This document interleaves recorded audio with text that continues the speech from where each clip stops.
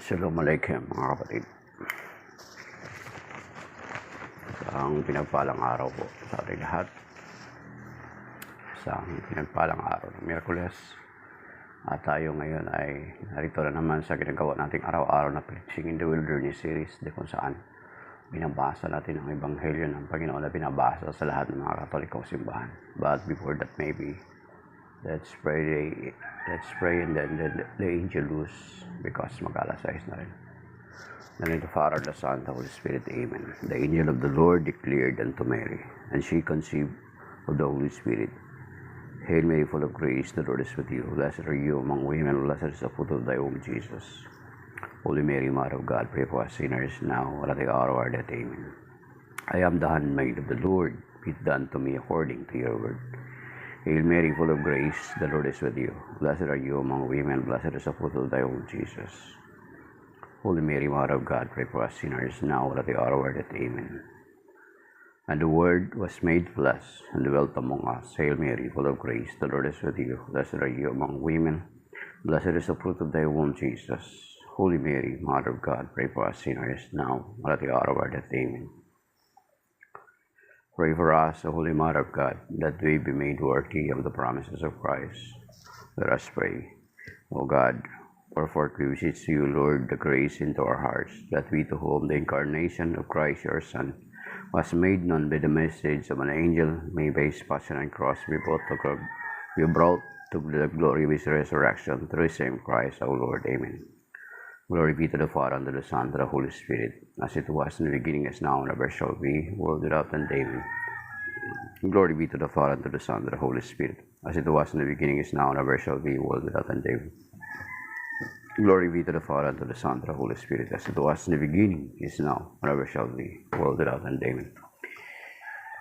We include also in this prayer, Lord, ang gagawin namin ngayon, Panginoon, bago basahin ang salita at pagninilay ito. Bless us, speak to us. Make our hearts like fertile soil na tutubo, na lalago at mamumunga at mag-aani sa aming mga buhay, Panginoon, ang mga salita mong inasik sa amin. Sinasamo din namin sa iyo sa araw nito ang protection at blessing sa bawat isa sa aming mga mali sa buhay at aming mga ari-arian, kasama ng aming mga laga, kasama ng mga taong malapit sa amin, Panginoon, kasama ng mga kaibigan namin ang araw na ito. Sa itong Ash Wednesday as we start and culminates the start of the Lenten season. Kalahin mo po ng bawat isa sa amin. Gabayan mo po na kayo, patambayan mo po kami. Sa oras na ito, tinatas namin siya kasama ng si Brother Calix, ang kagalingan ng kanyang may bahay, Panginoon. Ikaw ang kanilang mga provisions, pangailangan. Ikaw po nila magpala at magabot nito, O God. Interest namin sa iyo ang araw at ang oras nito sa pangalan ng Yesu Cristo, kasama ng Banal na Espiritu na ikaw kasama mo noon ng magpakailanman. Amen at amen. Sa pangalan ng Ama, Anak at Espiritu Santo. Amen. So, sila mga kapatid, si April, amen, thank you. Si April for agreeing with the prayer.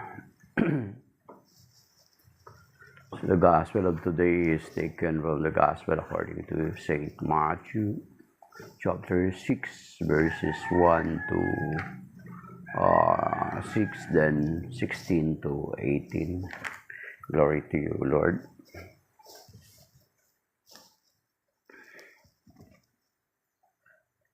But take care not to perform righteous deed in order that people may see them. Otherwise, you will have no recompense from your heavenly Father. When you give alms, do not blow a trumpet before you, as the hypocrites do in the synagogues and in the streets to win the praise of others. Amen, I say to you, they will receive the reward. But when you give alms, do not let your left hand know what your right hand is doing, so that your almsgiving may be secret, and your Father who sees in secret will repay you.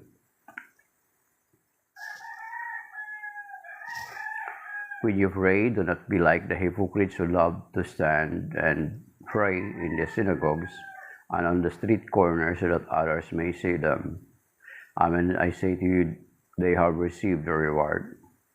But when you pray, go to your inner room, close the door, and pray to your Father in secret. And your Father who sees in secret will repay you. Verse 7, in praying, do not babble like the pagan who think they will be heard because of their many words.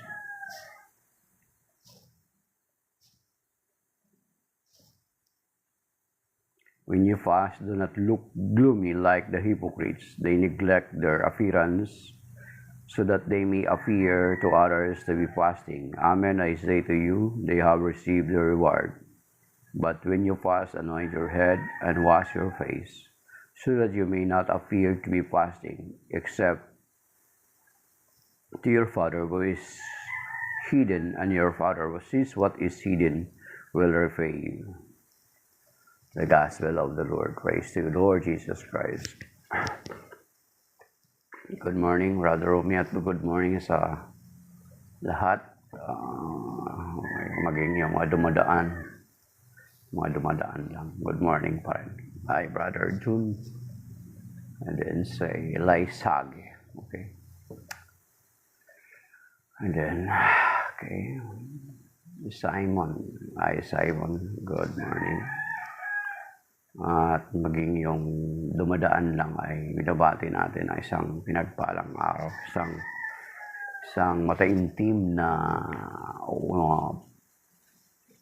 pag-uumpisa na araw ng Lenten season. So, ang Ebanghelyo ngayon mga kapatid ay since na nagpapasimula na po tayo ng Lenten season or Quaresma, yun na ngayon ang pagpasimula ng Quaresma.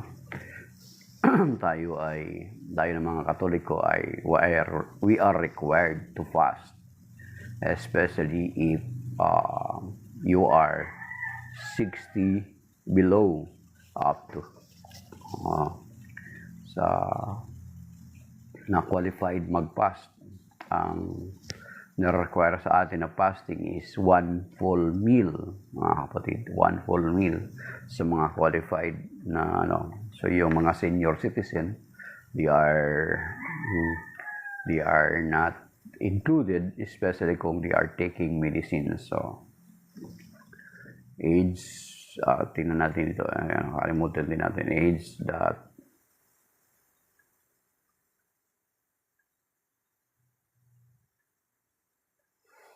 okay.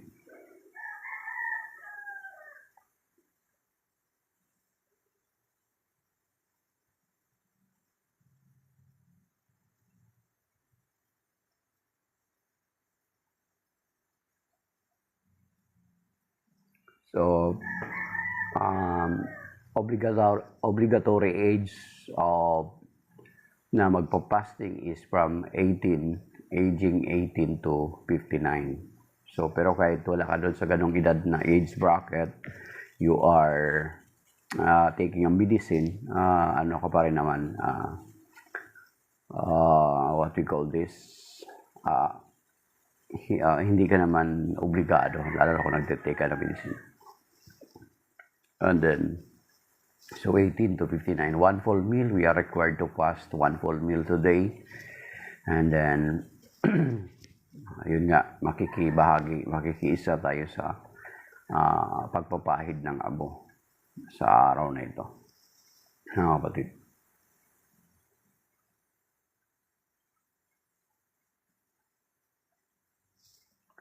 So, ito'y obligatory sa ating mga Katoliko, no? So when we failed to do, na wala naman tayong valid reason, ay magiging kasalanan natin ito. Kasi lumabag tayo doon sa kung ano yung itinuturo ng simbahan. Alam naman natin na sinasabi ng banal na kasulatan, sinasabi sa Luke chapter 10, verse 16, ang sinasabihan doon ay yung mga lagad. Alam naman natin na ang mga kaparian natin at mga obispo, sila yung legit, tinatawag na legit, na may kaugnayan sa mga lagad. So therefore, kasama sila dun dapat sa ating mga pinapakinggan.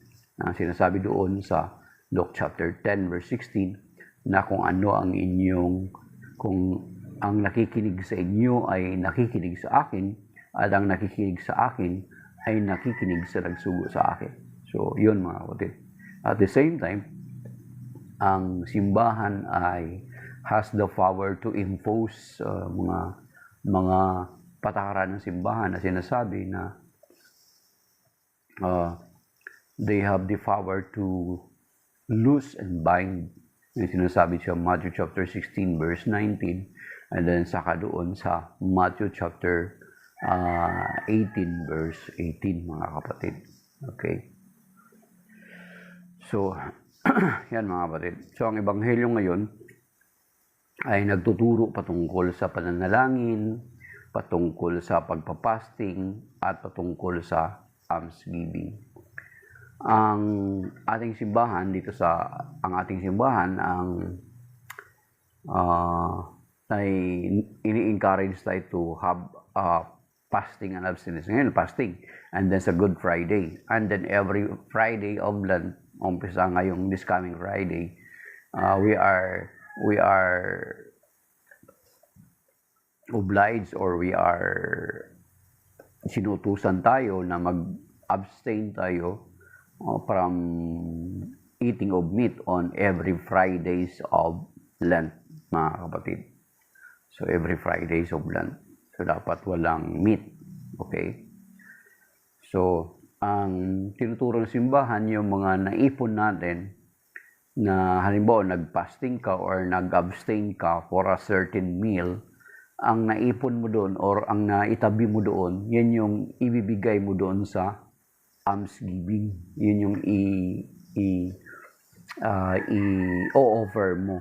Especially kung lalo na kapag merong second basket collection. Di ba kung minsan may mga second basket collection yung mga simbahan natin, mga parokya natin, doon natin ibibigay. Kasi sa second basket collection, meron siyang tinatawag na specific na pinapadalhan na halimbawa prison awareness. So yun yung about sa prison awareness ay yung naipon doon na pera, yun ay ibibigay doon sa prison ministry, sa gumagawa ng prison ministry, mga kapatid. So yun. Okay.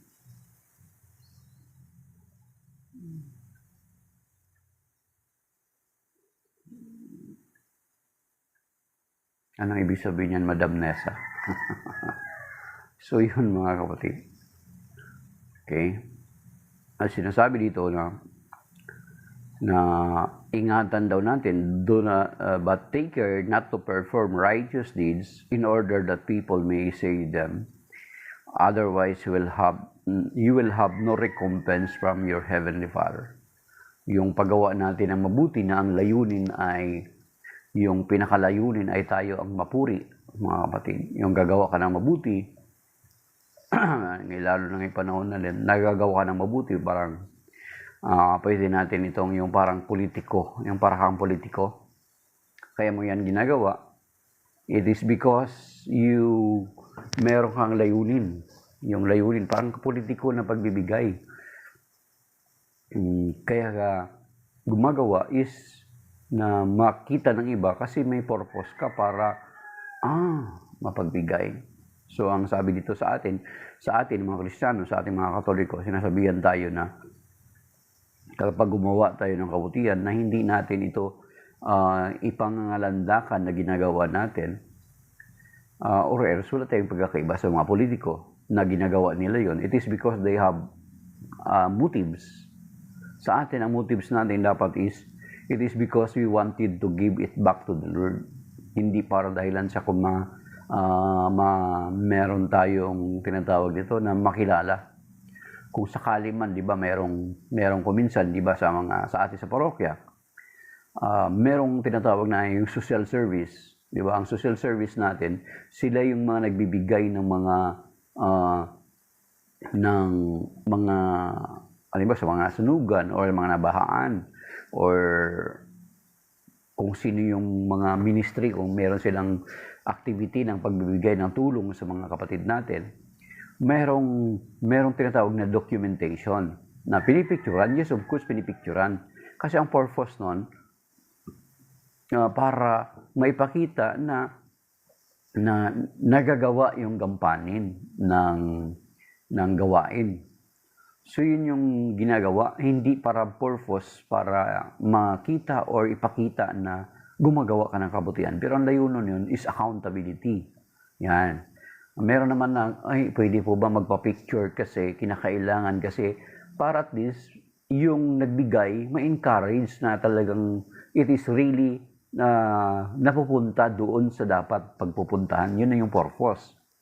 Iba naman yun na nagpa-picture ka or ipinapakita mo sa iba na kinakailangan makita ng iba for a purpose na yung parang politiko ka. Kasi para ka makilala. Para ka makita nila na may ginagawa ka.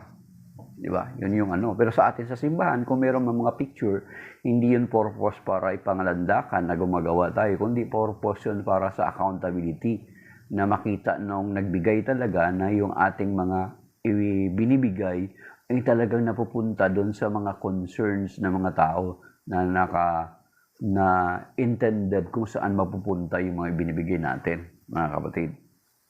So, yan. Yun to yung ingatan natin na magbibigay tayo para tayo makilala. Para, what is ko? Otherwise, you will have no recompense from your Heavenly Father. Bakit wala na tayong recompense? Kasi napapurihan ka na ng mga tao eh. Kapag nagbibigay ka, kaya nga merong tinatawag na mga nagbibigay sa simbahan, yung anonymous ang pangalan nila. Sinasabi, anonymous. Yan. Yun yung ingatan natin. Kasi biro mo, na ano ka na, napapapuri. Wow, galing naman. So, you cannot expect anymore a reward from the Lord kasi napapurihan ka na dito sa lupa eh. You're already rewarded by praises. Yan. Yun yung ibig sabihin, mga kapatid. Okay? Otherwise, sabi niyo, but take care not to perform righteous deeds in order that people may see them. Kasi kapag makita nila, nagbigay ka, nagtulong ka, mapapapurihan ka, ang sabi dito, otherwise you will have no recompense from your Heavenly Father. Kasi dahilan dun sa napapurihan ka na.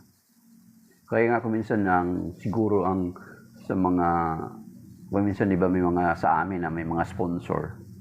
May mga sponsor ng banal na misa, kuminsan after ng mass ay papasasalamatan sila. Sa akin siguro hindi na ako, kuminsan yun yung pinopost ko sa Facebook eh. Hindi ko na pinasalamatan talaga. Ang ginagamit kong term is God bless to those who may God bless to those who help for this certain activity. Yun yung hindi kinasalamat eh. Kasi yung pagbibigay natin, mga kapatid, yung pagbibigay natin sa simbahan, ay talagang nasa banal naman na kasulatan yun, nasa Biblia naman yun, na tumulong tayo para sa kapakinabangan or ng ating simbahan. Andun naman yan, andyan naman yan. At the same time, yung pagbibigay natin ay hindi naman talaga totoong pagbibigay kasi ang lahat ng meron tayo ay galing naman yan sa Panginoon. Kaya papaano mo maibibigay yung hindi sa'yo? Kaya nga siya sinasabi ni King David dun sa kanyang panalangin sa 1 Chronicle chapter 29 verse 14. Diyan nga binasa ni Don Moen yung kanta niya, yung bridge ng kanyang kanta. Anong sinasabi doon? The 1 Chronicle chapter 29 verse 14. Who am I and your people? Anong sinasabi? That freely gives to you. Sabi rito, apuntahan natin mga sa 2 Chronicles, mga kapatid. So yung pagbibigay natin, actually hindi naman talaga pagbibigay, kundi pagbabalik lamang yan sa Panginoon. Mga kapatid, pagbabalik sa Panginoon, kasi hindi naman sa atin yan eh. Sabi, ito yung bridge ng kanta ni Don Moen na I offer my life. Dito yun binasi, mga kapatid eh. Nang sabi dito sa 1 Chronicle 29 verse 14, sabi niya, but who am I and who are my people that we should have the means to contribute so freely? Sabi dito, for everything is from you and we only give you what we have received from you. So, ibinabalik lamang natin, mga kapatid, yung ibinigay ng Panginoon. No, di ba? Kaya nga kung meron mang, di ba, may mga second basket collection. Yes, Brother John, charity tawag nga dyan. So, kung may second basket collection yan yung dapat hindi natin dapat talaga kaligtaan na mag-extend ng ating mga kamay. Kasi sasabihin natin kung minsan baka mag-isip kayo, ano ba naman to? Bakit kanina may collection na tapos may second basket? Kasi yung first collection usually para talaga yung sa parokya at saka doon sa chapel sa amin. May chapel kami. Ang main parish namin doon sa pinakasentro. Ang chapel, i-remit yan doon sa parokya. Then the parish will bigyan niya ng share yung chapel doon sa collection na yun, a certain percent.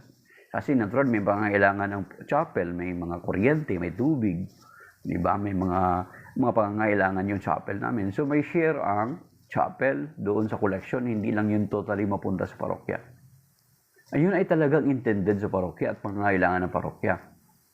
Ngayon, yung second collection mga kapatid is intended kung ano yung sinabing programa. Halimbawa, meron tayong migrant para sa mga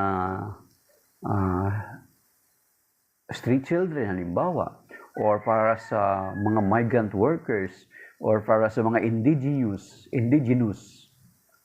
So, yung maiipon doon na amount na yon ay talaga para doon yun. Hindi talaga yun pakikialaman ng parokya or ng diocese. Actually, isa-submit yun, ipagsama-sama yun, sa-submit yun sa diocese.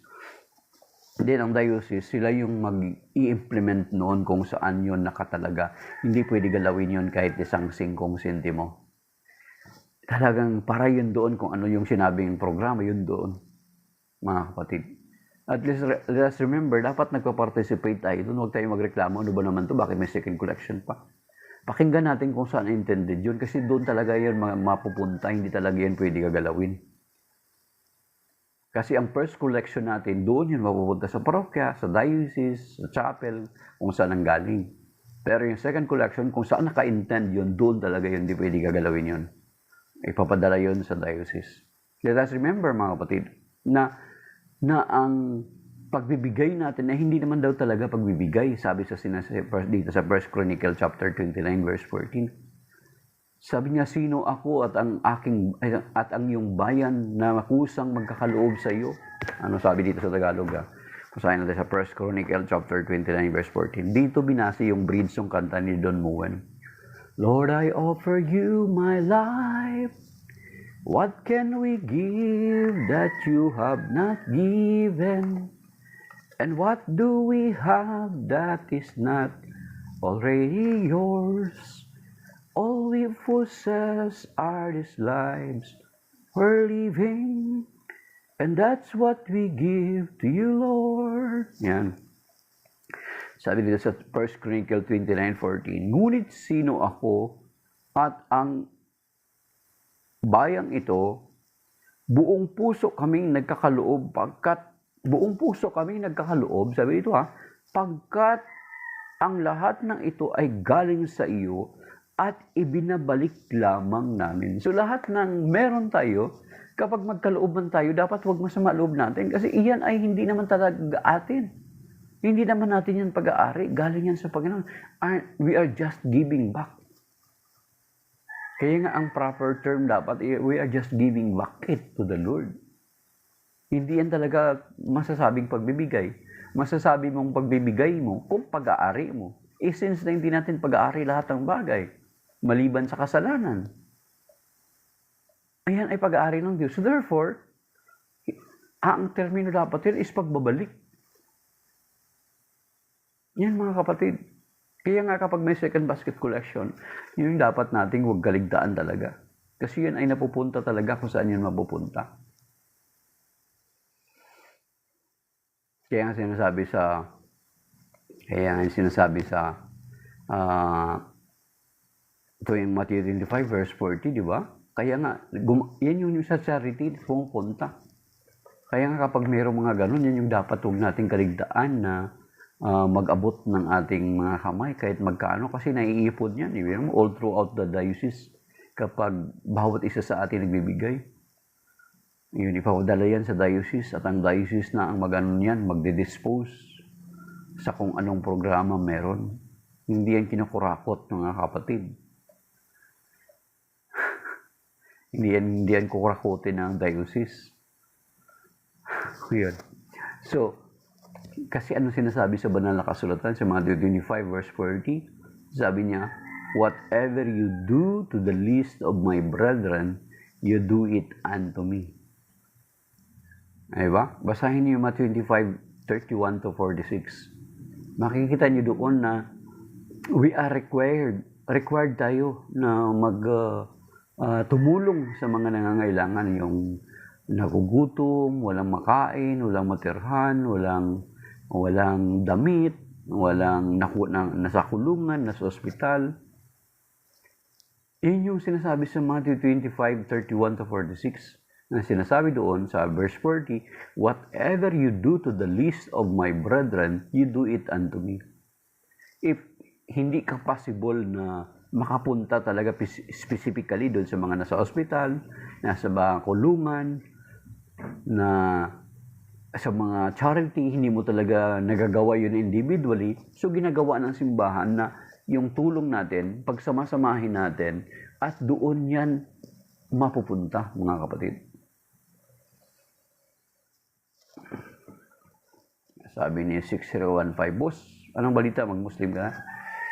Ay, 6015, hindi. Ayoko magkaroon ng 72 virgins. Gusto ko na lang gusto ko ng mansion na lang, mansion. Ayoko na ng 72 virgins. 6015, ayoko mag-Muslim.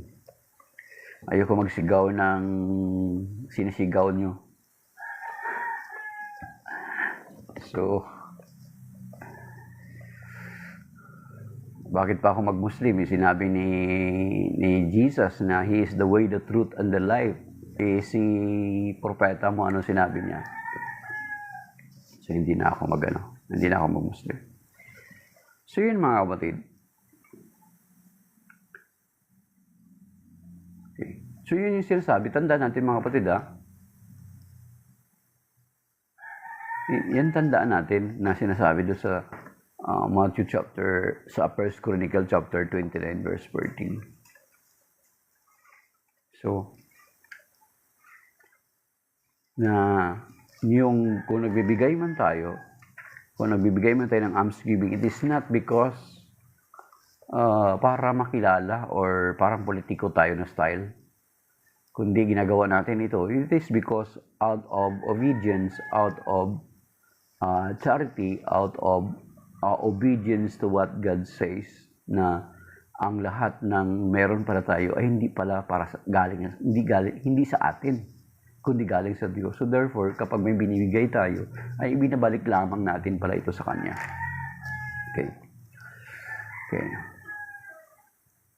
When you give alms, yun nga, do not blow. Yan, parang politiko. Do not blow a trumpet before you as the hypocrites do in the synagogues, in the streets, to win the praise of others. Yan.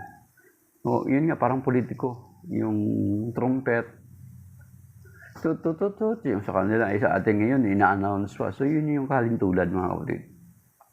To win, yan yung purpose, to win the praise of others. Amen, I say to you, they have received the reward. So, kung napapurihan ka ng mga tao, dahilan doon sa pagbibigay mo, mga kapatid, ano pang gantimpala? Napapurihan ka na eh.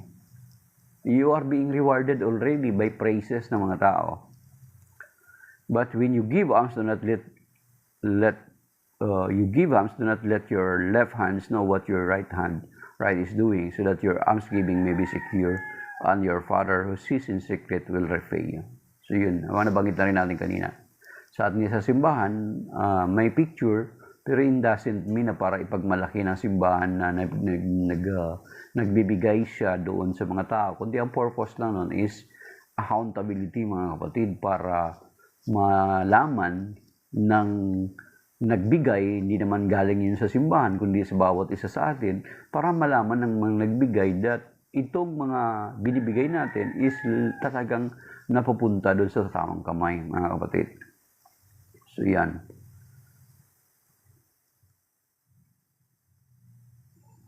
Then, ang kasunod is yung patungkol sa almsgiving. Una, alalahanin natin na almsgiving, yung pagbibigay natin, ay pagbibigay natin sa Panginoon or pagbibigay natin sa Panginoon, Matthew 25:40. And then, yung pagbibigay natin ay hindi naman talaga totoong pagbibigay, kundi pagbabalik natin sa sinasabi ng Panginoon.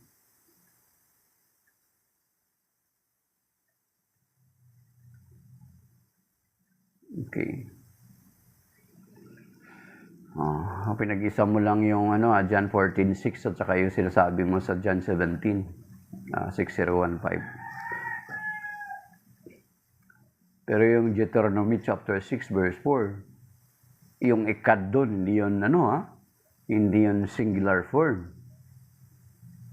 Di ba? Kaya nga sinasabi sa Genesis chapter 1 verse 26 at saka doon sa Genesis chapter 11 verse 7.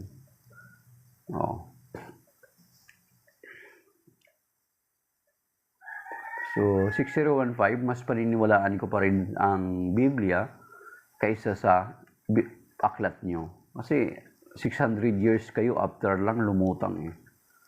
So, kung titingnan ko, may nabasa na ako na part dyan sa aklat nyo, ang labo, ang hina.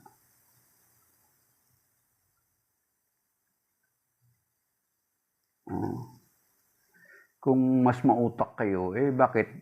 Kung mas mautak kayo, bakit andyan kayo? Diba? Kung totoong mautak kayo. Okay. Paano ka maliligtas? Yung sabi ni Jesus, yung ilaw. How about naman yung propeta mo? Ano sabi niya? Okay. So, sabi dito pagdating sa pagdating sa prayer, sabi niya, when you pray, do not be like the hypocrites who love to stand and pray in the synagogues and on the street corners so that others may say them. Amen, I say to you, they have received the rewards. But when you pray, go to your inner room, close the door, and pray for your Father in secret, and your Father who sees you in secret will repay you. So, kasi yung mga Pariseo, mabasahin natin doon sa Matthew chapter 23, kaya nga kinundin na sila ng Panginoon doon eh. Kinundin na sila ng Panginoon doon.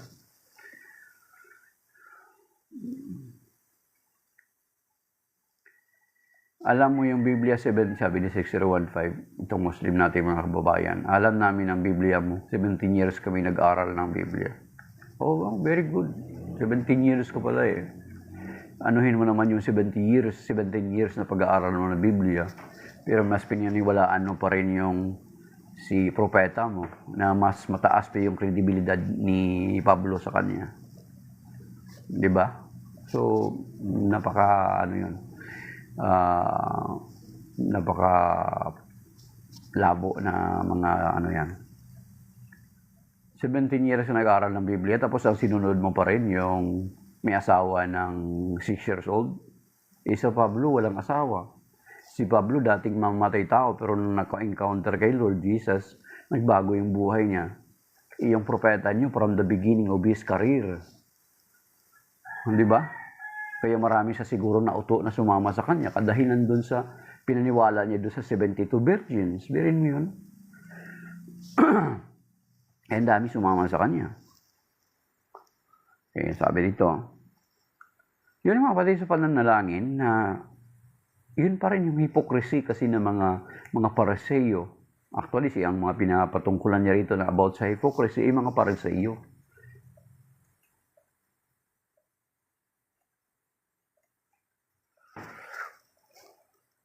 Ano naman, sabi niya, tingnan mo kami mga Muslim ngayon, nagpasting kami buong mundo, nagkakaisa kami.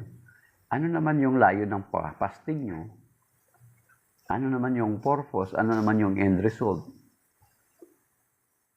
Kung parallel naman sa sarili nyo. Ano ba ang purpose ng fasting? Yan. Gumaya lang kayo sa amin eh. Okay.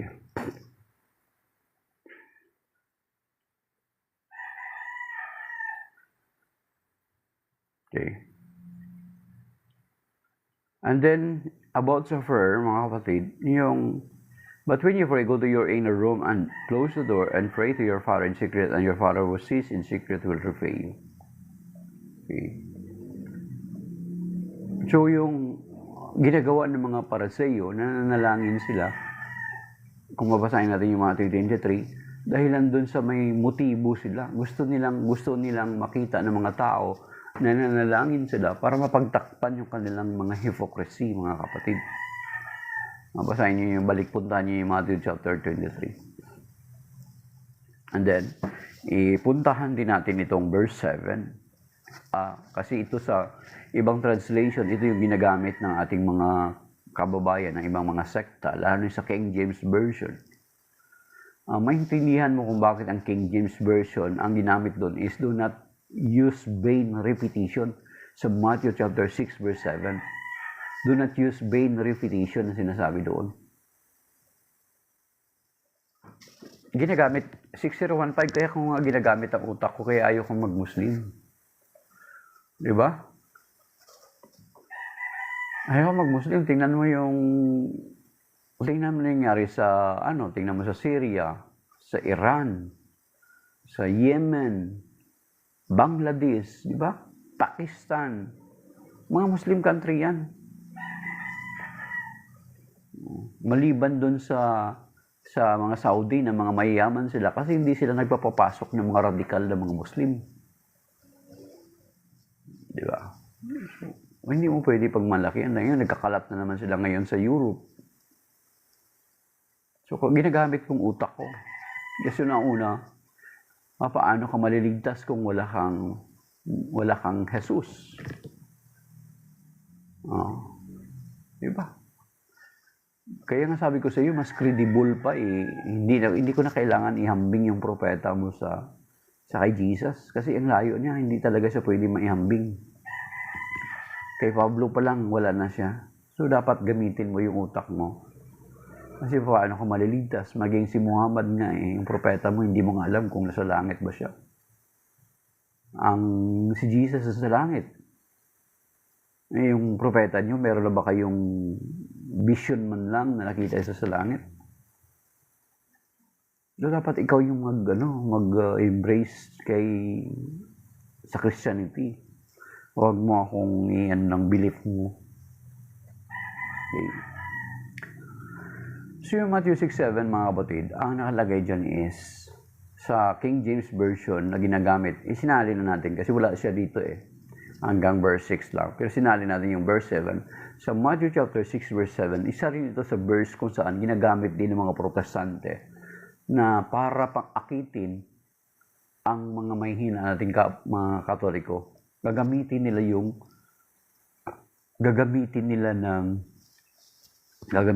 yung Matthew chapter 6 verse 7 sa King James Version.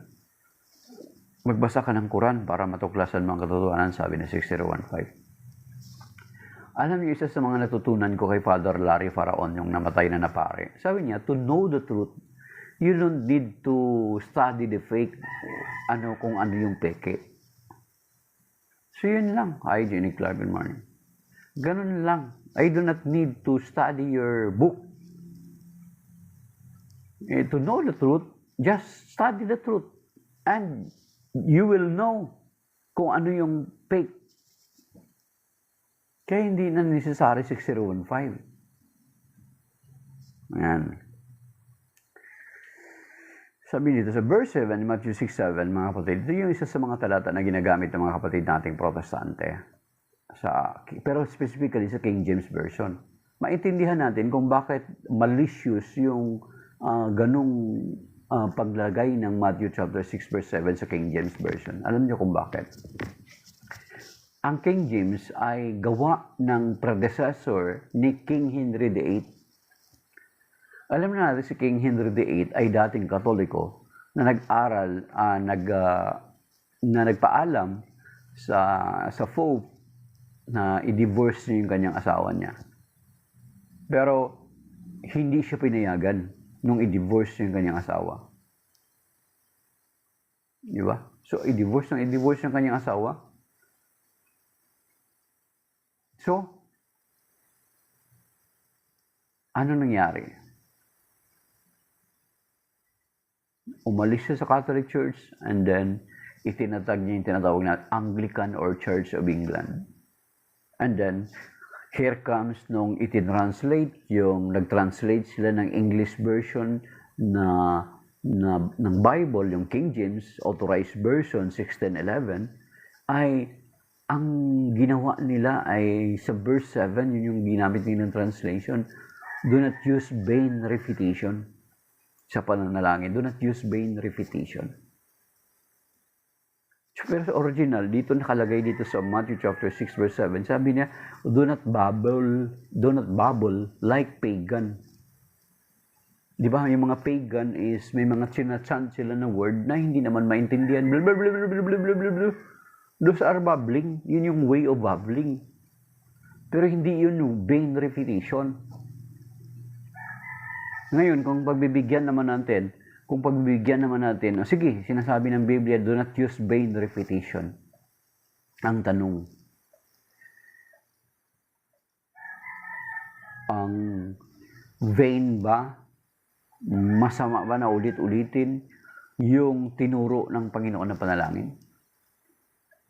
Di ba? Masama.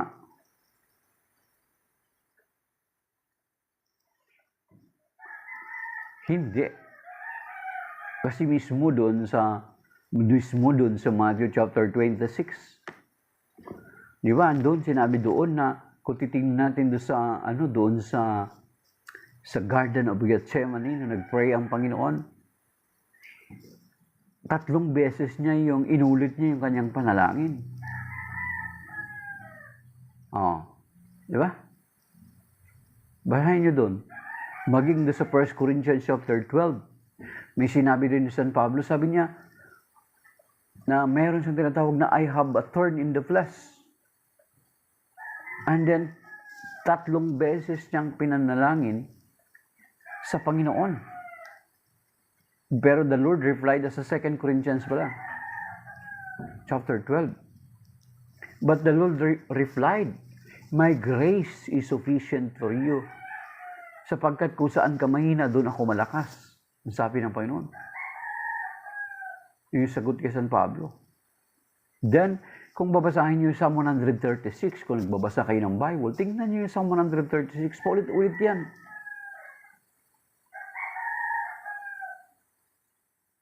And then, tingnan niyo yung praise and worship ng mga kapatid nating protestante. Paulit-ulit yan. May kanta ka dyan na ulit-ulitin. Ang pagkanta is a form of prayer. Inuulit-ulit yan. Alam niyo ba, ako nagiging, rin ako dati. Worship leader din ako. Kahit sabihin mo hindi ako magaling magsabay sa manunugtog. Worship leader ako dati. May part ng kanta sa worship, sa praise and worship song, na inuulit-ulit namin ng how many times. Remember na ang pagkanta is a form of prayer. Naging worship leader ako dati. Kapag hindi ako magaling sumabay sa manunugtog, kahit bagamat ganun ako naging worship leader ako dati. Kapag may kinakanta na kanta, kapag sa tingin namin ay doon kami magkakaroon ng breakthrough, yan yung mga term namin, magkaroon kami ng breakthrough into the presence of the Lord. Ulit-ulitin namin yan. And then sasabihin pa namin without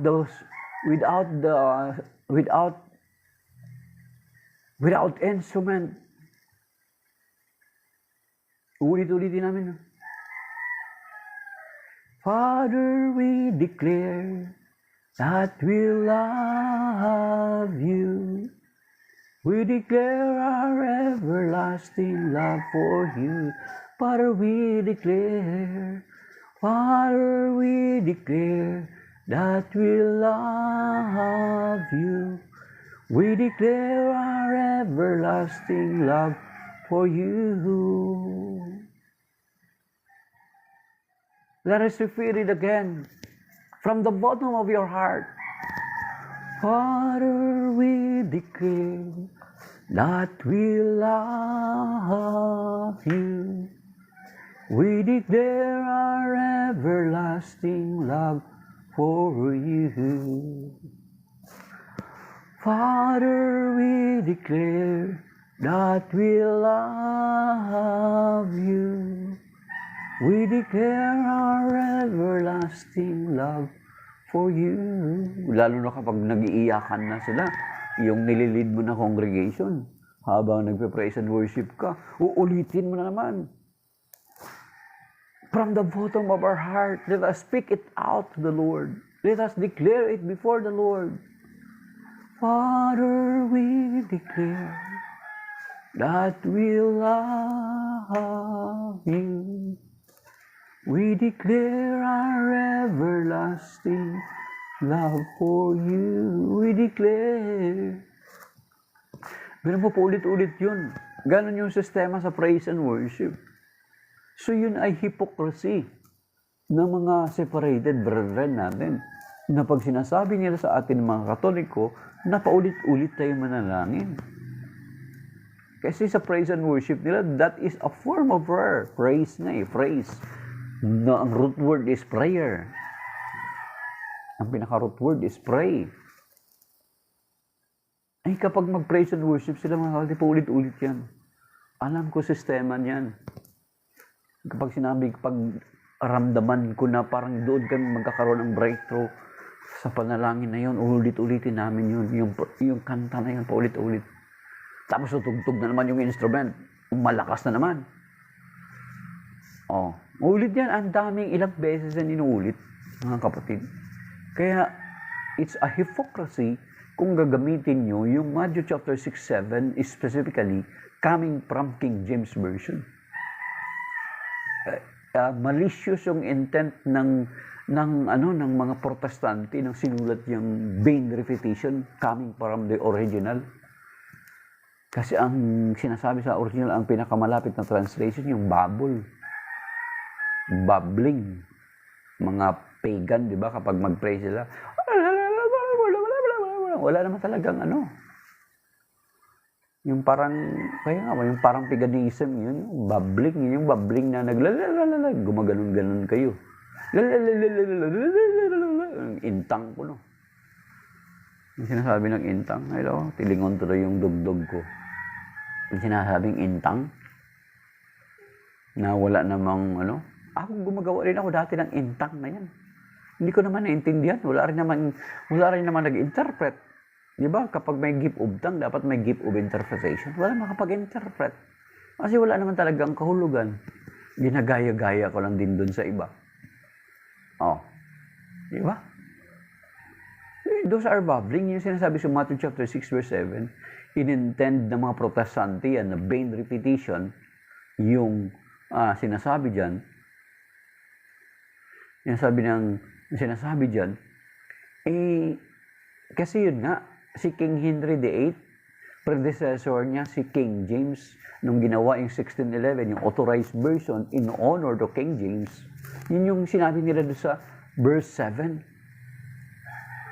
na do not use vain repetition. Oh. Diba? So, may malicious intent talaga sila. Pero sinasabi dito sa English version ng New American Bible, ito'y malapit sa sa original na Tasalin. Kasi itong New American Bible is coming from all original sources of original manuscripts, mga kapatid. So, ang sinasabi dito, in praying, do not babble like the pagan who think that they will be heard because of their many words. Yan. Ang prayer natin sa rosary, ang inatak kasi ng mga protestante natin, yung prayer sa rosary. Actually, hindi naman many words yun. The same words lang din yun. So, masama ba kung ipagpalagay natin ito, kung yung Matthew chapter 6 verse 7 ay ganon yung salin niya, is masama ba na ulit-ulitin yung panalangin ng Ama namin? Ama namin, sumasalangit ka. Di ba sa rosary, nakailang Ama namin tayo? Bali 5, di ba? 5? Tama? 5? And then yung rosary, ang Hail Mary is 50? 1, 2, 3, 4, 5, 53. 53 na Hail Mary. And then Glory Fee is 1, bali 6. Tama, di ba? Brother Jun? Tama. So, masama ba ulit-ulitin yung sinasabing Ama namin? At saka yung Hail Mary na inuulit-ulit natin yung pagpapahayag ni Angel Gabriel kay Mama Mary ng balita na galing sa Diyos. Those are the word from God, not from Angel Gabriel himself. Yung Hail Mary, full of grace, the Lord is with you. Yung balita, yung annunciation, yung balita ni Archangel Gabriel is not coming from Angel Gabriel himself. It comes from God. So yung balita ng anghel na galing sa Diyos ay masama bang uulit-ulitin? Yun nga, Mr. Potato, yung kung papatulan niya natin yung sinasabi nila na vain repetition, ayun, tama din yan sa Revelation chapter 4 verse 8. Okay. Sarilinin mo na lang yung 72 virgins mo, 6015. Yung propeta nyo nga, hindi mo nga malaman kung saan Paano ngayon yung assurance nyo na mapupunta kayo ng langit? Yung mga pinugutan na punta sa langit, sa Revelation chapter 20 verse 4, yung namumugot, saan kaya mapupunta? Kayo yung sinasabi sa John chapter 16 verse 2 ng Biblia namin. Yung mga pinugutan na punta sa langit, yung mga namumugot, saan kayo mapunta yon? Sa langit din? Mag-aaway sila doon. So yun nga, Mr. Potato, yan yung Revelation 4:8. Tapos yung paano nila reconcile doon. Tapos yung Psalm 136. So ibig sabihin, hindi talaga vain repetition ang sinasabi doon sa Matthew chapter 6 verse 7. Ang dito sa New American Bible, do not babble like pagans. Yung babbling, yung parang, yun nga, sinabi na natin kanina, saka kasi yung sinabi ko rin, na nakaranas ako magiging worship leader. Ang pagiging worship leader is paulit-ulit din.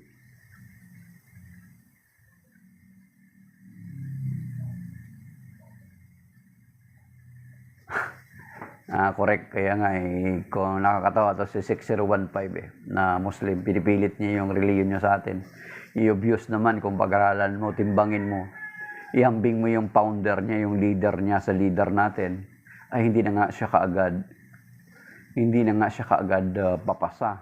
Kay San Pablo pa lang inihambing ko si propeta niya kay San Pablo, hindi rin siya papasa. Ang layo. Si San Pablo, sinasabi ko sa kanya, San Pablo, mamatay tao dati bago na-convert. Nung na-convert siya, ay talagang, sumunod siya sa kalooban ng Diyos. Nagbago siya. Yung propeta niya, from the beginning of his career, ay hanggang sa katapusan, mamamatay tao pa rin. So, sino yung paniniwalaan mo? Sino yung susundan mo? Diba?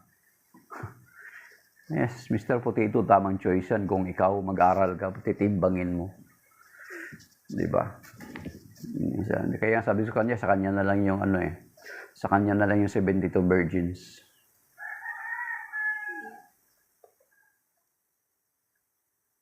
Kaya nga, binanggit na rin natin yung kanina, Brother Rumi. Si Jesus nalangin sa Garden of Gethsemane 3 times. The same prayer. Yan, sa Matthew 26. At saka yung sa 2 Corinthians chapter 12, si San Pablo din, na nalangin din ng 3 times. I have prayed 3 times, but the Lord answered me, my grace is sufficient for you.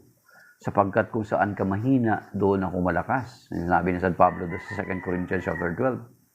Then yung Psalm 136. O, di ba?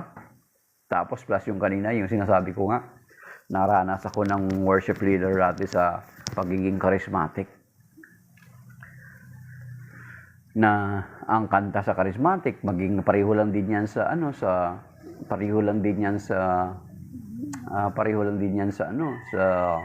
mga protestante na paulit-ulit yung kanta nila. Alam ko yung sistema na yan. Kasi doon na naman kinopya din ng mga charismatic yung style doon ng mga protestante, yung paulit-ulit na kanta. Nako, sobrang mahigit pa 10 ako minsan, inuulit-ulit yung kanta eh. Iyang kanta, form of prayer. May Diyos bang nanalangin, gamitin mo utak mo. Natural. Kaya nga ginagamit namin yung utak namin. Pinaniniwalaan namin yung sinasabi ng banal na kasulatan ng Biblia. Di ba? Pinapaniwalaan niyo yung Biblia, di ba? Pinaniniwalaan yung Hebrew. Di ba? Ginagamit yung Hebrew 5:7. Di ba? 6015, ginagamit yung Hebrew chapter 5 verse 7 sa amin. Hindi mo ba alam na sa Hebrew, sa aklat ng Hebrew, sa chapter 1 verse 8, sa verse 3, at saka sa verse 8, na ang Ama'y tinawag niya na Diyos ang anak. So bakit mo kami question?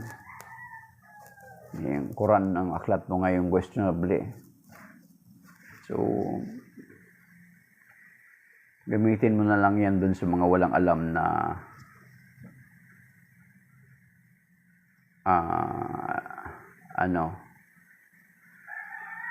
6015, gusto mo bang up ka? So, aping ka ni Brother June? Guest mo yan bro, ang alasyem, tapatan ko yan at pakinggan ninyo.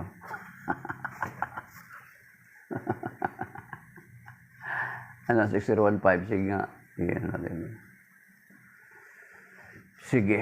So, yan lang siguro, pero sige, try natin, Brother June, i-up kita tapos si 6015.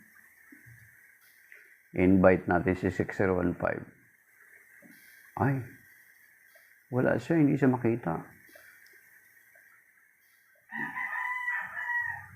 Wala siya, Brother John, hindi siya makita.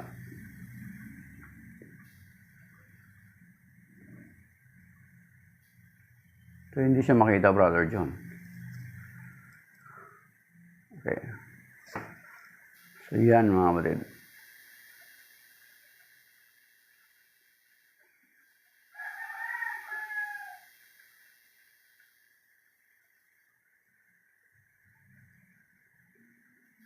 Ang Biblia, kaya mo lugawin. Ang Biblia, kaya mo lugawin. Pwede ba? Ibig sabihin nakapaglugaw ka na pala ng Biblia. Okay. So, baka matigas kasi yung hardbound kasi yung hardbound kasi yung copy, yung cover ng Quran, mahirap talaga yun. Mahirap talaga yun ilugawin. So matigas. Hindi ko pa natikman maglugaw ng Bible. Ang Quran hindi rin. So as Wednesday nga pala ngayon, maya-maya na lang mga sir. Magtitika ka muna, Mr. Potato.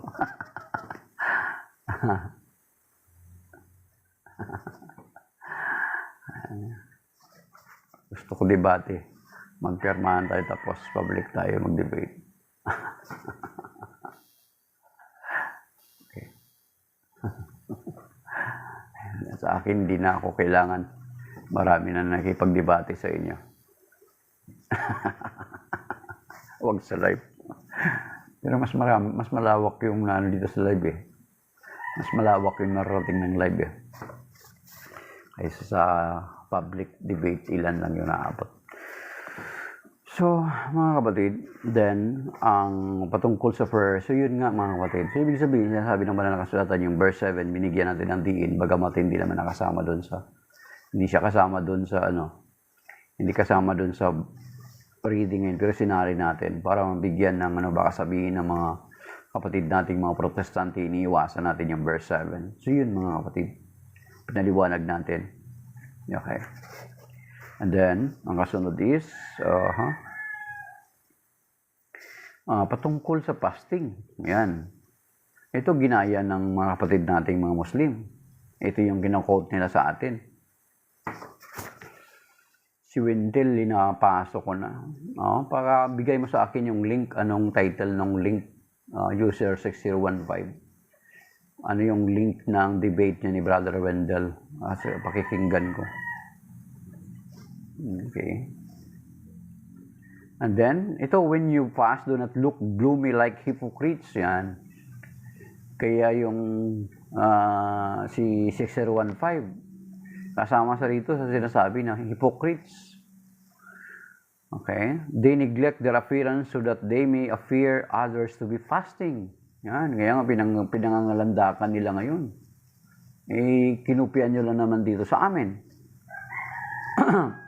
Kaya nga nagkaroon kayo ng 40 days na fasting, kinupian nyo lang sa amin, sa Biblia namin. Kay Jesus, kinupian nyo lang yung fasting dito sa part ng Matthew chapter 6. Doon sa Matthew chapter 4. Pero, hindi nyo kinupia yung sinasabi ng Panginoon sa Matthew chapter 6 verse 9, hindi nyo sinunod. So yung kinupian nyo lang yung patungkol sa fasting. Ang sabi dito, sabi niya, do not be like hypocrites. Yan, kapag magpa-fasting tayo, huwag daw tayo magmukhang gutom, mukhang tulala, mukhang gloomy, mukhang malungkot. Kundi, ang pag-fasting natin dapat is kailangan maayos. But when you fast, anoint your head and wash your face so that you may not appear to be fasting. Dapat hindi malaman na nagpa-fasting tayo. Hindi katulad ditong si 6015. Pinangangalandakan pa nila na nagpa-fasting sila. Dapat hindi ganun kasi sinasabi ng Panginoon, nagiging hypocrites tayo mga kapatid. Okay?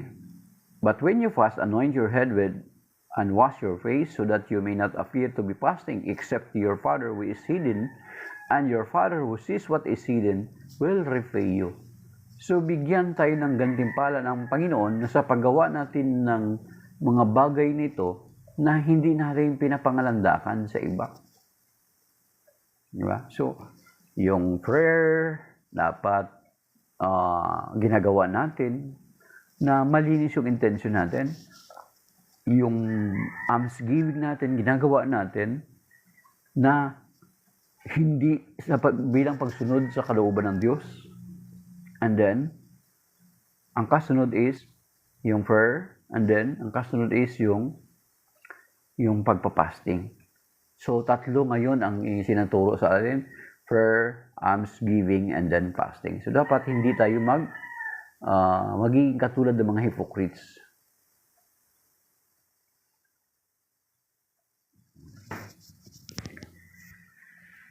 I do not think so.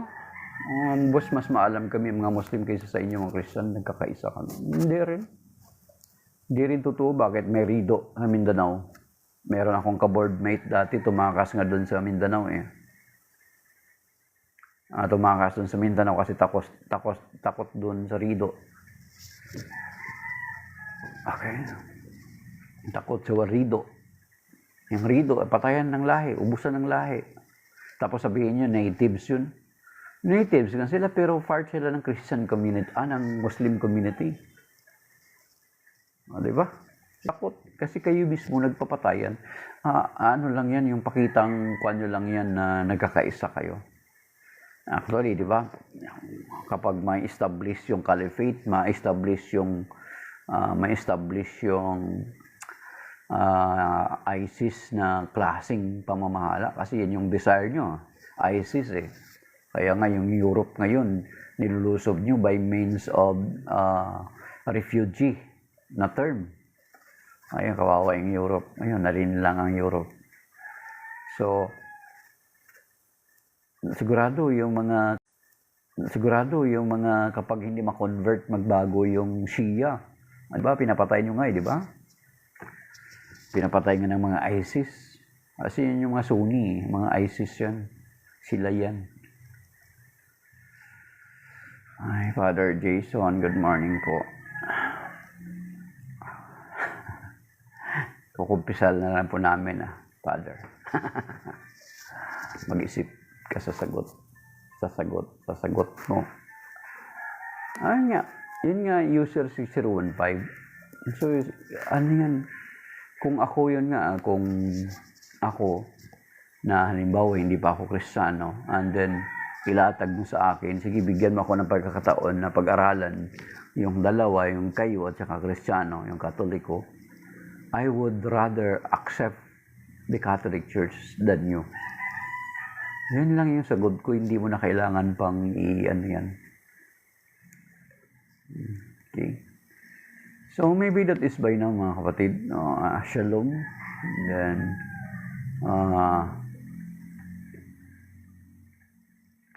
shalom mga kapatid. And may God's patuloy tayong ingatan, gabay patnubayan ng Panginoon sa araw na ito. Pagpalain tayo sa araw na ito. Iligtas tayo sa mga mabigat na mga pagsubok, mga karamdaman. Iligtas tayo sa stroke, sa cancer, sa hypertension, sa kidney failure, at sa mga bagay na beyond our control, mga kapatid. So, shalom. At yan nga, gabayin patbayin tayo ng Panginoon sa araw na ito, mga kapatid. And isang mataimtim na pagpasisimula ng Lenten season natin ngayon. So, that is by now, mga kapatid. Kiisa tayo, pumunta tayo mamaya sa ating makibahagi tayo sa Ash Wednesday. So, baka kami mamayang gabi na kasi alanganin, mga kapatid. Hindi pa huli na mag-Muslim kayo. Hindi pa huli na mag-Kristiyano ka na. Tanggapin mo si Jesus bilang Lord and Savior mo. Para maligtas ka. Kasi ang kaligtasan, sinabi nga sa Acts chapter 4 verse 12, na ang kaligtasan ay matatagpuan lamang sa Panginoong Hesukristo. For there is no other name given under heaven that we must be saved, but only the name of Jesus, nothing more. Wala na. So kapag meron pang magpakilala na meron pang daan beside Jesus, yan katuparan doon sa Matthew chapter 24 verse 11 na kami ay binabalaan na yan ay mga tao na dapat naming iwasan. Or sinasabi sa Galatians chapter 6 verse 1 to Galatians chapter 1 verse 6 to 8 na sinasabi doon na kapag kahit anghel man or na magngaral ng iba kaysa ipinangaral namin, ay pakasumpain siya. So you see? So kapag susundin mo ang mga taong ito na nangaral na iba sa ipinangaral ng mga apostol, ay pakasumpain siya. So try to imagine, kapag tanggapin mo itong mga taong ito, ay kabilang ka dun sa mga taong isinusumpa. So, sino ngayon ang paniniwalaan mo? Yung nangaral ng mga lagad? Or yung mga sumunod na nangaral na samantala 600 years before or how many hundred years before dumating sila ay may nakaset na naaral na ibinigay sa atin. Kaya nga ang sinasabi sa 2 Thessalonians chapter 2 verse 15, hold fast to the tradition that were handed down to you by oral or by writings coming from us. Sabi ng 2 Thessalonians chapter 2 verse 15. So ibig sabihin, panghawakan daw natin yun. Kasi kung hindi natin yun panghawakan, at matatangay pa tayo doon sa mga sinasabi ng mga darating, ibig sabihin, hindi mo pinakinggan yung Galatians chapter 1 verse 6 to 8, mga kapatid. At yan yung babala sa atin. Na before pa man dumating mga ito ay meron ng babala. 2 John verse 7, sapagkat maraming nagkalat ng mga antikristo sa sanlibutan, mga magdaraya, sabi niya, ayaw nilang kilalin na si Kristo'y naging tao. Ito ang mga antikristo at magdaraya. So therefore, dapat kung ano yung itinuro sa atin nung una pa man, panghawakan na natin. Huwag na nating tanggapin pa kung meron pang darating that is they are belong to Matthew chapter 24 verse 11, mga kapatid. So siya lang, final na, out na po. May God bless us all.